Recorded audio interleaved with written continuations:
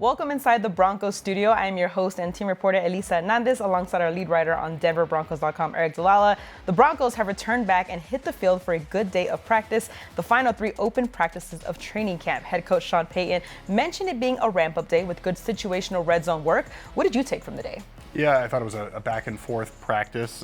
Weren't in pads. We'll be back in pads tomorrow. But I thought you saw the offense and the defense kind of each win, quote-unquote, some different periods. Bo Nix and the offense really sharp in 7-on-7 early. First-team defense maybe got the upper hand later in practice in some red zone work. And so it was what you hope to see, kind of that back and forth. And then a big emphasis, too, today on situational football. And Sean Payton mentioned that every night they look at a couple different situations, worked on some of the ones that they saw last week in San Francisco. So every time they're out of pads, it's more of a mental practice. There's a situational focus. I think you saw that on Tuesday. Plays were made on both sides of the ball, but really, who stood out to you?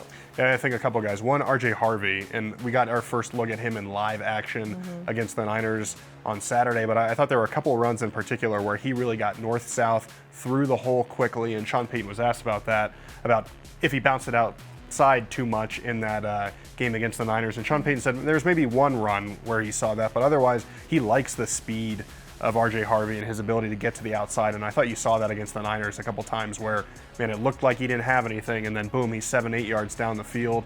Also talked about RJ Harvey's instincts and his willingness to improve, his willingness to learn. So RJ Harvey stood out, I thought. And then Jaquan McMillan, late in practice, move the ball drill. He gets an interception working against the first-team offense. And it was really the second pick in the last, 3 or 4 days for McMillan, who also had one in that preseason game against the Niners. And I asked Sean Payton about it, and he said, first you have to be smart as a player to put yourself in position to make those plays, and then you've got to have the physical ability to do it. So I thought a good day for both of those players. And head coach Sean Payton has mentioned that the good players, the ball just seems to find them. Now, the Broncos return to pads tomorrow. Head coach Sean Payton also mentioned about Nik Bonitto returning after missing practice today. Yeah, it doesn't sound like a big reason for concern. Said he'd be fine. Suffered a little bit of a foot injury against the 49ers on Saturday. Obviously a very active second series for Nik Bonitto, but he said he'll be fine. He'll be back out there. Without Bonitto practicing on Tuesday, Jonathon Cooper was another guy who really got after it.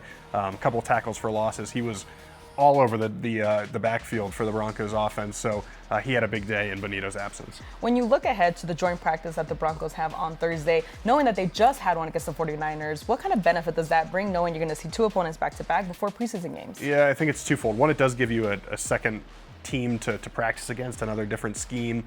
But Sean Payton was, I thought, really insightful talking about this, that when you have 2 joint practices, you want to make sure that you don't skip the training camp work. And when you have back-to-back weeks with joint practices, you know, it causes you to lose a little bit of time in terms of your installation, focusing on yourself. And so it sounded really important for these few days here before the Cardinals arrive to really focus on what the Broncos are doing and their improvement and making the corrections from last week. Obviously, a lot of film from Thursday and Saturday against the Niners. So there's got to be that focus internally on getting better on the process of what training camp is.